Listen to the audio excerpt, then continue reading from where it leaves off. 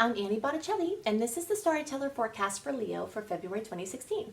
Check out my website, anniehelpsyou.com, or click on the link below this video to see more about my new astrology blog. I also write on other topics. I have blogs on other topics that may interest you. And if you're interested in learning astrology, in February I will be opening enrollment for my astrology apprenticeship program.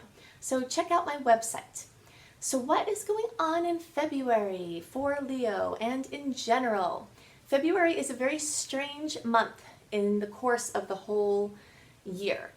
A lot of the things we need to talk about have more to do with things that are happening through other parts of the year than are actually happening in February, but it turns out to be very, very relevant for what you will do and what the nature or the energy will hold in February. So what I mean by that is, one example is that the eclipses are coming in March. March 8th, we have the solar eclipse at 18 degrees of Pisces. March 23rd, we have the lunar eclipse at 3 degrees of Libra. In the March report, I will talk in detail about how Leos can expect to see those potentials come up, what fields of experience will be most active for you.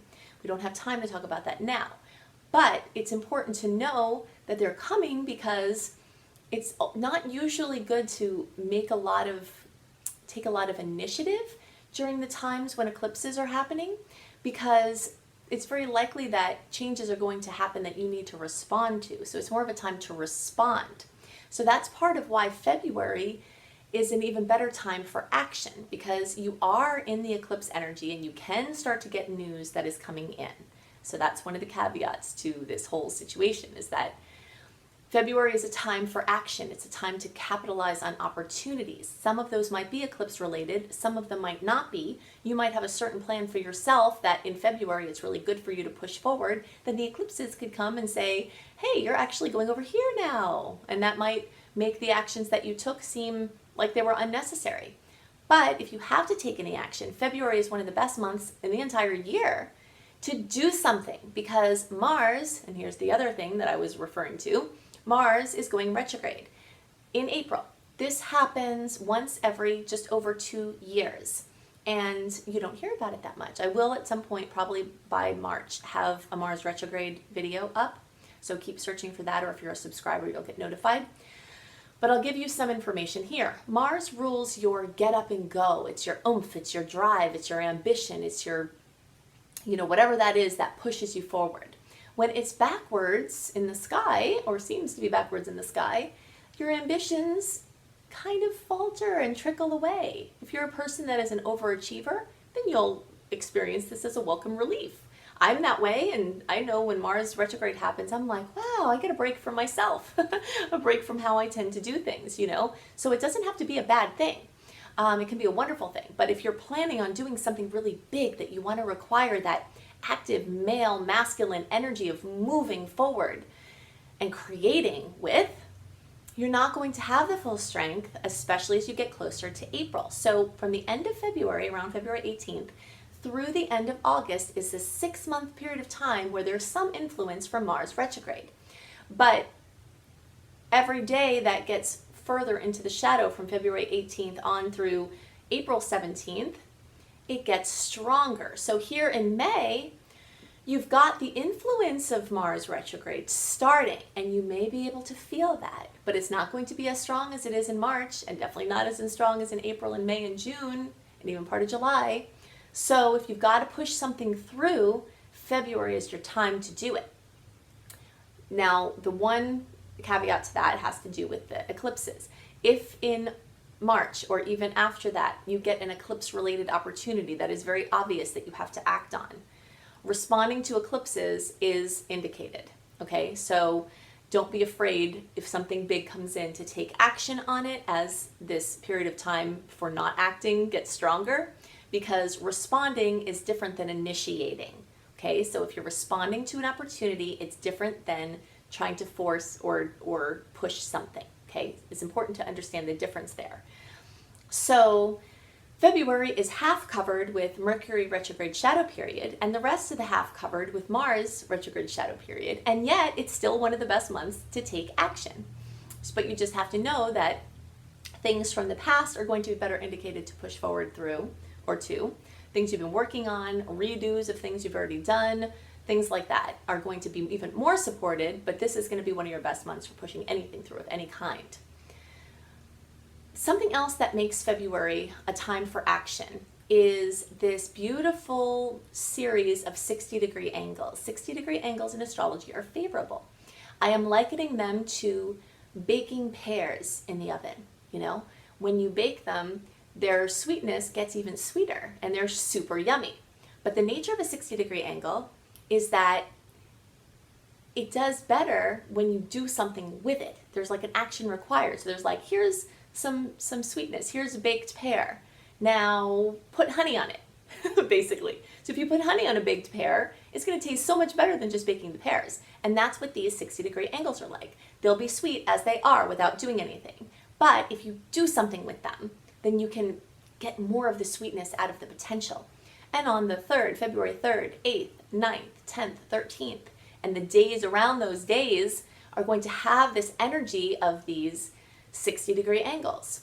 There are some points of challenge throughout the month, a couple of squares, but every time there's a square, there's a 60-degree angle right alongside of it that's softening it. So that's a wonderful time, you know, for doing things. So there are going to be lots of opportunities that come in from these 60-degree angles.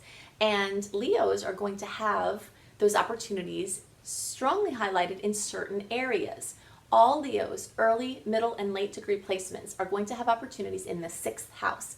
The 6th house has to do with your health and everything about your health, medical treatments, diagnostics, you know, blood tests, alternative medicine, acupuncture, anything that you do every day that's a regimen, nutrition, supplements, diet, yoga, exercise, health regimen, anything that's a daily thing is covered in the 6th house.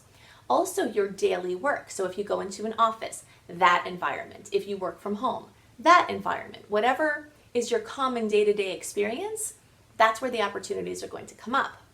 Also having to do with pets or animals, because the 6th house rules that area also. So the earlier degree placements, so let me break this down. In one sign, which is basically if you are a Leo, it's because you were born when the sun was in the sign of Leo. And the sun is in the sign of Leo for 30 days at a time, okay? And those 30 days are the 30, each day there's a different degree. So there's 30 degrees, 30 days, the sun moves a degree a day. And so if you break up 30 degrees into thirds, the first third, you know, 0 through 9 degrees, the second third, 10 through 19, and then the third, 20 through 29 degrees, those are the early, middle, and late. So if you are watching for your rising sign or your moon sign of Leo, then those designations, 0 through 9, 10 through 19, 20 through 29, are how you break down early, middle, and late. If you're doing it by birthday, then it's the same thing, except in the time where the sun is in Leo. So from around July 23rd or 22nd, whichever day it gets in that year that you were born, the 10 days after that are going to be early degrees. So from around the beginning of the sign till around the 1st or 2nd of August.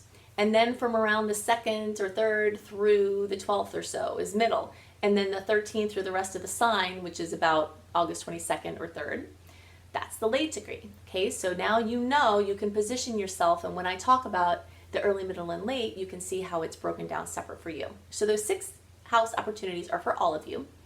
The 7th house is strongly accentuated for the early and middle degree placements. This is coming soon for the late degree placements. You'll have movement through the 7th house. And the 7th house has to do with partnerships, relationships, working together on something, you know, collaborating, things having to do with pairing up and working together, working with other people, one-on-one relationships. The middle and later degree placements are going to have opportunities in the 5th house. And the 5th house has to do with creativity, children, romance, true love, hobbies, fun, but basically the whole creative process from true love to romance to conception to pregnancy, birth, and child rearing, and every version of that for a creative project that's not a human. You know, many of us have creative projects that feel like babies and they're not humans, but that idea of conception of the idea, following through of bringing the idea out and launch of the idea, and then caring for and minding the project that you're a steward for. All of that is 5th house. And many Leos are going to have opportunities with these 60-degree angles enhancing that fifth house, besides just the planets moving through the fifth house, bringing opportunities. Also, the early degree placements are going to have opportunities in the fourth house. And the fourth house has to do with home and family and houses, so real estate, construction, design, anything related to houses, or fields that revolve around things that happened in childhood. So early, teaching children, early development, psychology, things like that. Things that are based in the psychology of childhood are also in the fourth house. And so you may return home to a place that feels like home, or you may be working on your home, or people that feel like family or our family may come to visit, or you may get into your ancestry or things like that, working on home projects. And it's a good idea to do all that because, as we said, you're probably going to lose steam as Mars gets into retrograde, gets into its shadow period deeper. So the late degree placements will still have some of the opportunities come in the third house. The third house has to do with communication and transportation and mobility and the devices and modes that you use to communicate and to move yourself around. So there's blessing and opportunities there. So horoscopes are a wonderful pieces of information that can really help you.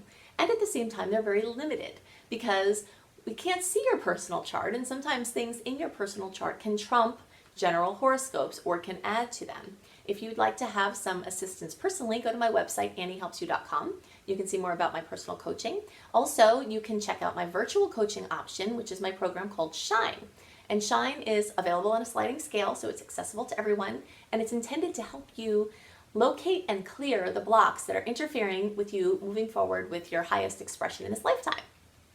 Definitely check out my astrology blog. I am going to be posting as of around January 7th, so whenever you're listening to this, if it's not there yet, then I haven't posted it yet, but Jupiter blog. And this Jupiter blog is going to be very comprehensive. So you can take your placement, so for instance, if you are an early or middle degree placement, so you're from the beginning of the sign, July 22nd or 3rd, until around the 12th of August or so, you have your Jupiter in the second house. So you can then go to anniehelpsyou.com, search for the Jupiter blog, and read more about how the great benefic, the great expander, is blessing your second house of finances and the different things that can come with that. And then if you're a late degree placement, so like around the 13th or so for the rest of the sign, you still have Jupiter in your first house, which is completely redefining your identity, your self-esteem, how you see yourself, what you're placing out into the world. So you can see more about that on the Jupiter blog for the first house. I'm going to be doing more of this in the future, writing comprehensive things on the longer term transits that I don't always have a lot of time to talk about the implications of. This way I can tell you where you're at, and then you can go to the site and you can read more about what could be happening for you and how to take advantage of those opportunities. So check out my blog, anniehelpsyou.com, and I hope you have a wonderful month, and I'll see you next month. Bye!